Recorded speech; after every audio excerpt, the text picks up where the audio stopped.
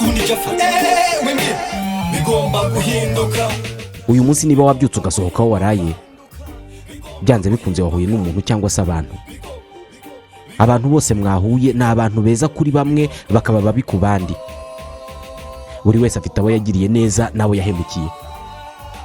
Wabonye uburyo abantu bose bavuga ko mbere aribwo byari byiza, ibintu byose ngo kera nibwo byari byiza. Ubu tuvugana hari umuntu bamaze kwiba amafaranga atagira ingano, hari umuntu bishe, hari umuntu basuzuguye, hari umuntu bahemukiye mu buryo bumwe cyangwa se ubundi. Hafi buri kibi cyose kiri ku isi uyu munsi cyazanywe n'abantu. Uratekereza ko bishobora guhinduka? Ikibazo cyo gukarabya abakiriya we, ubundi umukiriya ni umwami, ibyo biraza ni nkihame.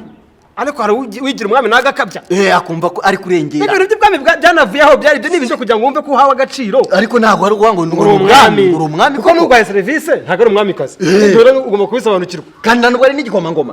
Cyangwa wumve nyine ngo mufite na empire mubamo, cyangwa ngo ni umugaragu wawe, cyangwa wishyire hejuru cyane wumve ko nimba ugwaye serivisi ugomba kumucira mu maso. No, ahubwo serivisi igomba gutangwa neza, umukiriya akubaha kuko abazaye amafaranga ye, ndetse nawe ukamuha ya serivisi cyangwa se produit umuhaye. Ibintu byiza pe. Ariko nagiye usanga mu maresitora ubu ukicara ako kanya ugashaka gukoresha komande, ntabwo tuguhe iki, fata amazi ukarabe. Ubuze tukuzanira aho kagatara numva nicyo ushaka kuko ngo arashyushye. Urakoresha ashyushye cyangwa yakonje? Urakoresha kayisume cyangwa amazi? Aho guha amazi araguhatira amazi ngo karaba akagukarabya atanatanga komande. Noneho ukamwubaha ugakaraba koko. Wenda uvuga uti kamwubahe niko gahunda imeze hano. Ugakaraba ugategereza ngo barabizana, ugatangira kujya wishima mu mutwe. Kandi ufite produit mu mutwe n'ibintu bo basize mu mutwe na za makeup wishima ku mazuru byose mu mutwe rwose hagiyemo imyanda, bakajya kubizana n'ubundi sanga uvuye mu myanda, sibyo? Kandi ngo bagukarabishe ngo niba ya mikorobe n'ubundi tayari n'ubundi urayifite, ahubwo urayigana n'isuku. None isuku nayo ifite imbaraga zo kugenda mu ndika kwangiza cyane, ikibazo gikomeye cyane. Ariko hirya usanga nk'umugabo mu rugo bishobora kumviramo gutana n'umudamu we, cyangwa se akamuca inyuma kuko araza mukabari mukamwoza.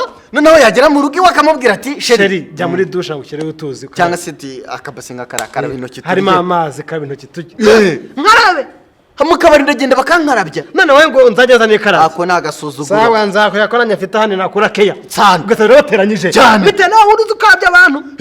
Ibyo ni ubunebwe reka ntajya bikarabya kuko ni ibintu bikuru ubunebwe. Bikarabye kuko mva kwa gukarabya amenye ngo ndikarabya neza.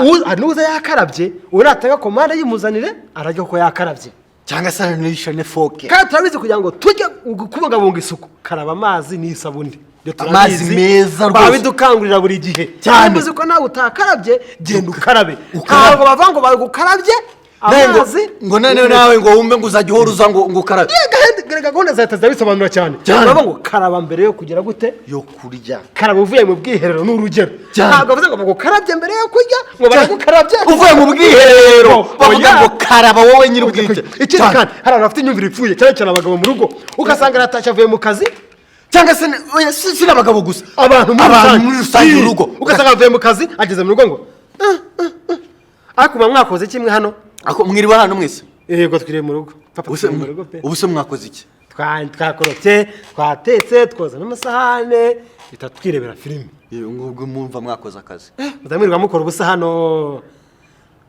Nge nababyereye kugira ngo mujye mwicara muri urugo gusa mureba amafilime. Kandi mu by'ukuri ntago ari ko nta kintu bakoze. Buriya n'umukobwa wasigaye mu rugo agateka yakoze akazi gakomeye cyane, ndetse kuri office yawe nk'umuntu wa muntu wakoropa sahemberwa kuko si umukozi nk'abandi, ariko wakorofye iwawe ukova ko nta kintu yakoze ngo yiriwe mu ngo nko kuvuga ya restaurant wagiye kuryamo. Ntabwo asize abantu batetse si abakozi. Umuntu noneho wogeje amasahani si umukozi, si yishyurwa ku kwezi, arishyurwa. Ariko yogeje wowe mu rugo ngo we nta kintu yakoze. Iyo ni imyumvire ipfuye cyane, aho agashaka gukora akazi ko mu rugo wenda akajya no gukora akandi kazi gasanzwe bikunze cyane. Ariko mu gihe bidakunze nako ni akazi yakoreye kamwubahire. Nawe umubwira atago courage, umukozi wo mu rugo umwubahire, kuko yajya no kwiga na hotelier akakora n'ibintu bikaza, akajya anateka neza, akajya n'ahantu hakomeye agatera imbere cyane. Imyumvire rwose tugomba guhinduka rwose.